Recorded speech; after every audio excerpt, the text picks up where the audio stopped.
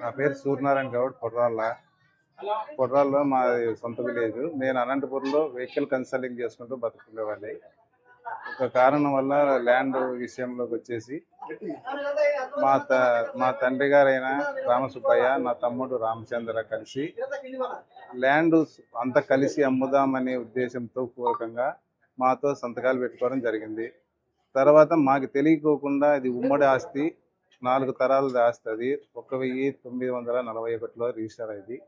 ఇది వారసత్వం కిందే వస్తుంది అది ల్యాండ్. అది ఈ రోజు నీకేం హక్కు లేదు అనే ఉద్దేశంతో నాకు 65 లక్షలకు వాళ్ళ మొత్తం పోను నాకు 65 లక్షలు బాకీ ఉన్నందువలన పోయి అడిగినందుకు దీంట్లో నీకు అధికారం లేదు, ఏం లేదు అనే ఉద్దేశంతో నన్ను ఇట్లా కొట్టడం జరిగింది. చేశారండి. తమ్ముడు వచ్చి దొబ్బి తన్నినాడండి నన్నైతే. నా తమ్ముడు వచ్చాడు, మా నాన్న వచ్చి మాట్లాడాడు. అక్కడంత రాంగా విషయం చేసి జరగదు. పొలంలో పోయాను నేను. నాకు డబ్బులన్నా ఇవ్వండి, లేదంటే ఏదో ఒకటి నాకు చేయండి, ఏ పొలమన్నా నా పొలం నాకు రాసినంటే నీకు ఏంది లేదు, నీకు అధికారం లేదు దీంట్లోకి వచ్చే కానీ ఉద్దేశంతో నాకు అలా చెప్పాడు. నాది పొడరాళ్ళ. నాకు ఆల్రెడీ అగ్రిమెంట్ రాయించిన బాండ్ కూడా నా దగ్గర ఉంది 65 లక్షలకి. ఆ బాండ్ కూడా నా దగ్గరే ఉండాలి. ఆ బాండ్ దాని ప్రకారం పోతే కొల్లగా రాసుకుంటాం ఇట్లా బాండ్లు అన్నీ మేము అసలు నీకు ఇచ్చేదే లేదు అనే ఉద్దేశంతో నన్ను ఇలా అంటున్నారు. నా డిమాండ్ ఏం లేదండి. నా అగ్రిమెంట్లో రాసి ఇచ్చిన అమౌంట్ ఒక్కటి నాకు చెల్లిస్తే చాలు, నాకు వేరే ఏం లేదు. ఆల్రెడీ మా చెల్లెలు కూడా హ్యాండిక్యాప్, ఆమె ఆరోగ్యం కూడా సరిగ్గా లేదు. ఆమె కూడా డబ్బులు పోయి అడిగితే నీకు ఏంది రూపాయి ఇచ్చేది ఏం లేదు, నువ్వేం చేసుకుంటావు చేసుకోపో అనే ఉద్దేశంతో కూడా అన్నారు. ఆల్రెడీ కోర్టులో కేసు నడుస్తుంది సార్. అది ఇప్పుడు కంప్లైంట్ అయితే ఇవ్వలేదు, పోతున్నా కంప్లైంట్. ఇప్పుడు హాస్పిటల్కి వచ్చాము, ఇప్పుడు పోతున్నాం కంప్లైంట్ ఇవ్వడానికి. అది మాకు ఏదన్నా కానీ వీడియో పేపర్స్ అందరికి కలిసి మాకు ఏదైనా న్యాయం జరిగేదా చూడాలని సిఐ గారిని కూడా కోరుకుంటున్నాము. ఏదో పిలిపించి చేయమని అడుగుకుంటున్నామండి. న్యాయం చేయాలి. ఈ విషయంలో పోలీసు వారు కూడా సహకరించి మాకు ఏదైనా కానీ న్యాయం జరిగే, మాకు అన్యాయంగా సొమ్ము నాకు వద్దు. నాకు రావాల్సిన ప్రాసెస్లో రాసిన బాండు మీద పెద్దల సమక్షంలో రాసిన దాని ప్రకారమే నాకు ఇస్తే చాలు. నాకు వేరే ఆలోచన అయితే నాకు లేదు.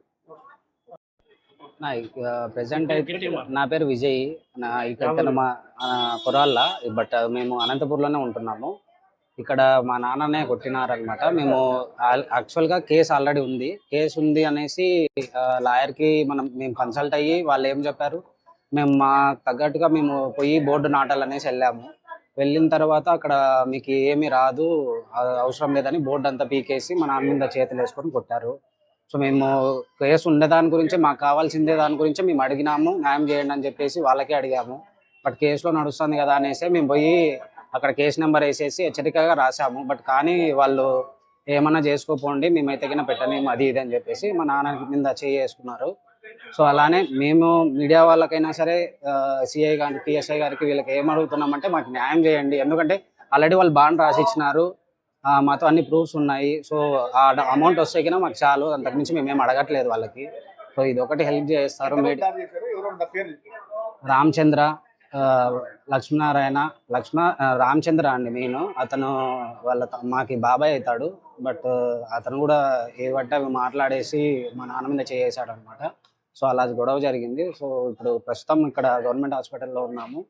ఇప్పుడు కూడా కేసు పెట్టాలనేసి వెళ్తున్నాం మేము కూడా. సో పొడరాళ్ళ గ్రామంలో పొలంలో మా స్థలం దగ్గరికే పోయాం అనమాట. సో యాక్చువల్గా అక్కడ బోర్డు పెట్టేసి మేము అక్కడ లాయర్ని కన్సల్ట్ అయిన తర్వాతనే బోర్డు పెట్టాలని చెప్పి వెళ్ళాము. సో వాళ్ళు వినట్లేదు అనమాట యాక్చువల్గా. సో దానికనేసి మీ మీడియాని కోరుకుంటున్నది ఒకటే, సిఐఎస్ఐ గారిని కోరుకుంటున్నాం, పోలీసులకి. సో ఏదన్నా మాకు న్యాయం జరిగేలాగా చూడండి.